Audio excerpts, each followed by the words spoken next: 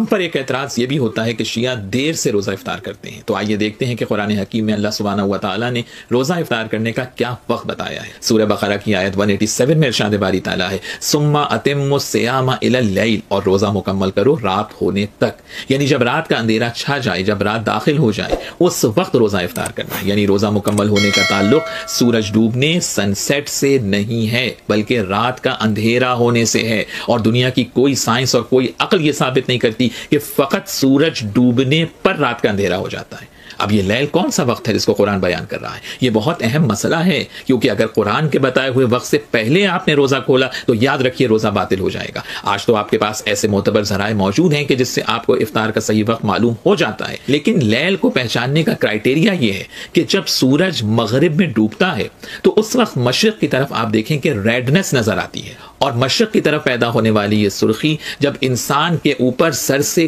گزر جائے اس وقت رات کا اندھیرا چاہتا ہے۔ اور یہ جو فرق ہے ہمارے اور دیگر مسلمانوں کے افطار کے وقت میں، تو یہ اسی وجہ سے ہے کہ ہم اس لیل کے ہونے کا انتظار کرتے ہیں جو قرآن نے روزہ مکمل کرنے کا وقت بتایا ہے۔ یہ بھی یاد رکھیے کہ جو روزہ افطار کرنے کا وقت ہے یہی مغرب کا بھی اول وقت ہے۔ قرآن نے جہاں اوقات نماز کا ذکر کیا ہے وہاں نماز مغرب کے لیے بھی لیل ہی کا کانسیپٹ دیا ہے۔ سورہ مبارکہ ہود کی آیت 114 میں ارشاد باری تعالیٰ ہے وَأَقِمِ الصَّلَاةَ طَرَفَيِ النَّهَارِ وَزُلَفًا مِنَ اللَّيْلِ، اور نماز کو قائم کرو دن کے دونوں سروں پر اور رات کا اندھیرا ہونے کے بعد۔ یہ جو وَزُلَفًا مِنَ اللَّيْلِ ہے یہ مغرب کی نماز کا وقت ہے۔ تو اب مغرب کی نماز کا وقت اور افطار کا وقت یہ دو الگ الگ وقت نہیں ہیں، یہ ذہن میں رکھنے کی ضرورت ہے۔ یعنی اول مغرب کا وقت بھی رات کا داخل ہونا ہے اور افطار کا وقت بھی یہی ہے کہ جب رات کا اندھیرا چھا جائے، اور ان دونوں کو قرآن نے لفظ لیل سے بیان کیا ہے۔ افطار کے وقت کا ذکر سورہ بقرہ کی آیت 187 میں ہے، اور وقت اول نماز مغرب کا ذکر سورہ ہود کی آیت 114 کے اندر موجود ہے۔ اب نماز مغرب اور افطار دونوں کا جب وقت ایک ہی ہے تو اب پہلے کون سا کام کریں؟ تو پہلے افطار کر کے آپ پھر نماز مغرب پڑھ سکتے ہیں، مگر سب سے بیسٹ یہ ہے کہ پہلے نماز مغرب پڑھیں اور اس کے بعد روزہ افطار کریں۔ میں نے بتا دیا یہ ڈیلے 25 سے 30 منٹ کا ڈیلے ہے، 8 سے 10 منٹ کا ڈیلے کوئی ایشو نہیں ہے۔ اور اس کو سائملٹینیس کنٹراسٹ جو ہے حدیث وہ جو یہ چھپاتے ہیں، یہ چوتھی حدیث سن لیں، یہ آج آپ لے لیں تحفہ، اس کے بعد انشاءاللہ کوئی احتیاط والے معاملے میں مسئلہ نہیں کرے گا۔ یہ چوتھی حدیث بھی حق 4 کتابوں میں، 3 مین سٹریم کی کتابیں، صحیح ابن حبان میں 7491، شعیب ارنوت نے صحیح کہا، صحیح ابن خزیمہ میں 1986، شیخ آزمی نے صحیح کہا، المستدرک الحاکم میں 1518، امام حاکم نے امام مسلم کی شرط پہ صحیح کہا، اور چوتھی کتاب صحیح الترغیب والترہیب میں شیخ البانی نے صحیح کہا 1005۔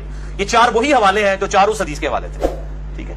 تو چاروں وہ بھی ویسے آپ کرنا بڑا مشکل ہے کیونکہ اس میں تو پتہ چل گیا نا کون سا ڈیلے حرام ہے جب تارے نکل آئے، 25-30 منٹ کا ڈیلے۔ اور یہ جو حدیث میں بیان کر رہا ہوں جس کا حوالہ دیا، یہ بہت خطرناک الفاظ ہیں اس میں۔ آپ صلی اللہ علیہ وآلہ وسلم کو ایک خواب دکھایا گیا، آپ کو اکثر خواب کے ذریعے وحی بھی ہوتی تھی، نبیوں کے خواب سچے ہوتے ہیں۔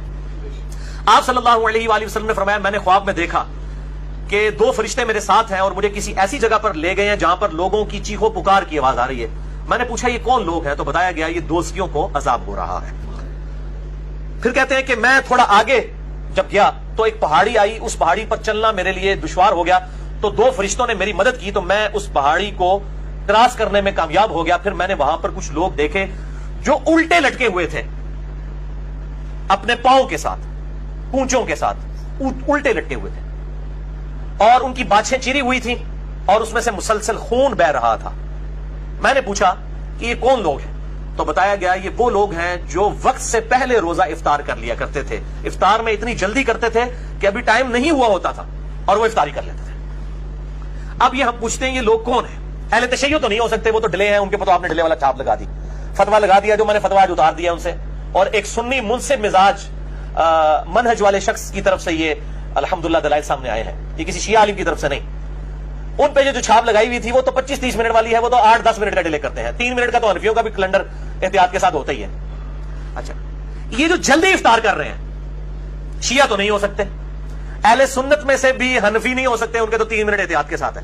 پیچھے کون بات جاتا ہے؟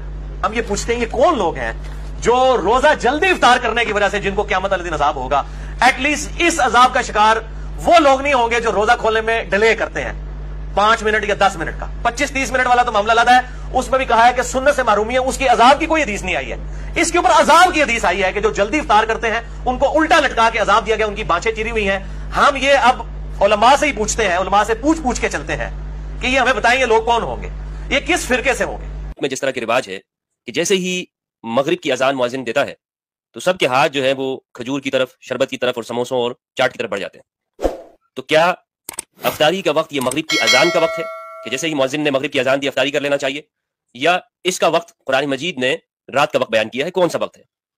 اہل سنت کے ہاں سورج کے غروب ہوتے ہی رات شروع ہو جاتی ہے, اس لیے جیسے ہی مغرب کا وقت داخل ہوتا ہے تو یہ کہا گیا ہے کہ آپ روزہ افطار کر لیں.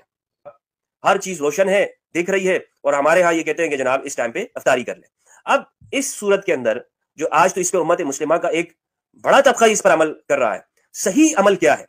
صحیح عمل یہ ہے کہ ہمارے یہاں جو یہ اذانیں دی جاتی ہیں اس میں آپ دیکھیں کہ جو کچھ اہل حدیث حضرات وہ رمضان میں اس کو اور جلدی کر دیتے ہیں, اور جلدی کہ اس آیت کے اوپر عمل ہو جائے, لوگوں کے روزے خراب کرتے ہیں.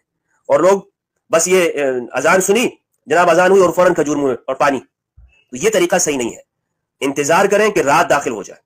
اپنے آپ سے ہمیں شریعت سے آگے نہیں بڑھنا چاہیے. قرآن مجید میں جب رات کا لفظ ہے تو رات کو ہی کرنا چاہیے, رات کو ہی پھر افطاری جو ہے ہونی چاہیے. اس طرح شروع میں فرمایا احل لکم لیلۃ الصیام الرفث, پھر روزوں کی راتوں میں ہم نے آپ کے لیے رفث, بیگمات کے پاس جانے کو حلال قرار دے دیا ہے. وہاں پہ تو کوئی یہ نہیں کہتا کہ جی منہ میں کھجور رکھی اور جو ہے وہ بیگم کے پاس چلے گئے. وہاں پہ رات کا معنی کیا ہے؟ ہر ایک یہ سمجھ رہا ہے کہ رات سے مراد وہ رات ہے, لیکن یہاں اتموا الصیام الی اللیل کے اندر آ کے وہ کہتے ہیں نہیں, رات سے مراد یہاں پہ مغرب ہے, مغرب کی سورج غروب ہوا اور بس یہاں پہ جو ہے اب وہ افطاری کر لی. تو درست یہ ہے شیعہ سنی اس اختلاف کے اندر کہ بہتر طریقہ یہ ہے کہ ہم انتظار کریں, جب یہ سرخی ارد گرد میں یہ غائب ہو جائے تب ہی ہمیں افطار کرنی چاہیے, اور یہی درست طریقہ ہے.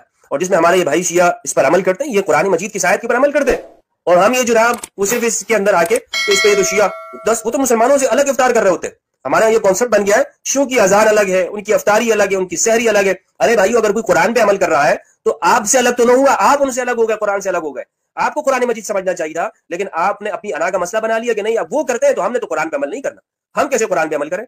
تو درست بات یہ ہے کہ انتظار کرنا چاہیے, اور اتنا انتظار میں کچھ نہیں ہوتا. آپ نے 8 گھنٹے انتظار کیا ہے, 7 گھنٹے انتظار کیا ہے, تو آپ 10 منٹ 12 منٹ اور انتظار کر لیں اور ایک ساتھ روزہ کھولے. امت کے اندر ایک اتفاق بھی ہوگا اور قرآن مجید کی طرف بھی ہم قریب میں آئیں گے.